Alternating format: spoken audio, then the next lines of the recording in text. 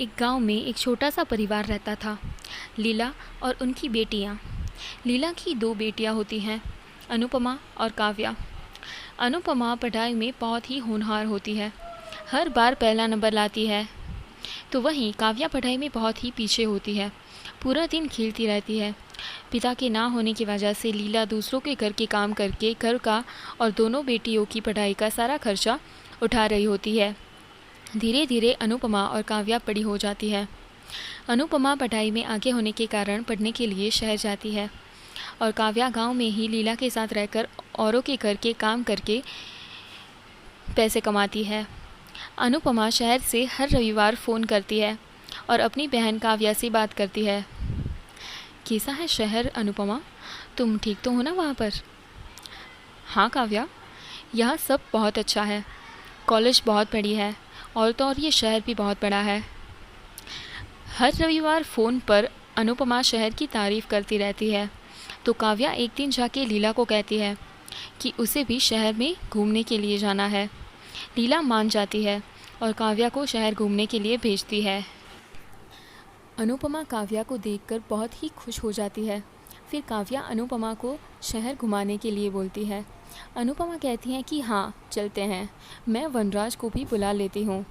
काव्या पूछती है कि ये वनराज कौन है? अनुपमा कहती है कि वनराज मेरा दोस्त है। फिर अनुपमा, काव्या और वनराज मॉल में मिलते हैं। तीनों एस्केलेटर पे चढ़ने जाते हैं। तभी अनुपमा और वनराज चढ़ जाते हैं, पर काव्या गिर जाती है। अनुपमा उसे उठा लेती है। फिर तीनों रेस्टोरेंट में जाते हैं। अनुपमा नूडल्स और कोक ऑर्डर करती है।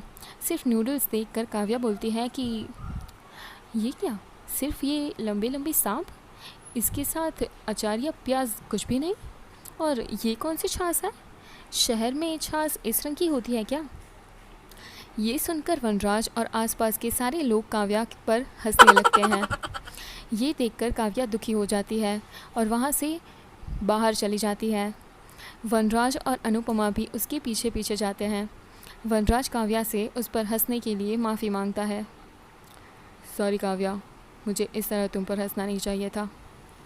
काव्या हंसकर वनराज को माफ़ कर देती है। कोई बात नहीं वनराज भैया, मैं आपको भैया बुलाऊं? हाँ हाँ, क्यों नहीं, आज से तुम मेरी छोटी बहन हो। ये सुनकर अनुपमा खुश होती है। वो कहती है, अरे वाह, तो इसी बात पे आइसक्रीम हो जाए। मैं हम तीनों के लिए आइसक्रीम लेके आती हूँ। यहाँ सेकंड फ्लोर पर बहुत अच्छी आइसक्रीम मिलती है, तुम दोनों यहीं रुको, मैं आइसक्रीम लेके आई। ये कहकर अनुपमा लिफ्ट में आइसक्रीम लेने जाती है, जो काव्या देख रही होती है। काव्या मन ही मन में सोचती है कि ये कौन सी मशीन है जिसमें दीदी जा रही है। थोड़ी देर बाद लिफ्ट खुलती है और उसमें से एक बूढ़ी आंटी बाहर निकलती है। काव्या ये देखकर दंग रह जाती है। वो सोचती है कि अरे मेरी दीदी कहाँ गई, कहीं वो बूढ़ी तो नहीं हो गई, ये बूढ़ा होने वाली मशीन है क्या? वो रोते रोते वनराज से बोलती है, वनराज भैया, दीदी बूढ़ी हो गई। वनराज कहता है कि शांत हो जाओ काव्या, ये तुम्हारी दीदी नहीं है, वो बूढ़ी नहीं हुई है, वो तो आइसक्रीम लेने गई है, अभी आ जाएगी। तभी अनुपमा आ जाती है और काव्या को शांत करती है। फिर तीनों घर चले जाते हैं। काव्या अनुपमा से कहती है कि बस अब और मुझे नहीं रहना है इस शहर में, मेरा गांव ही अच्छा है। और वो फिर से लीला के पास गांव चली जाती है।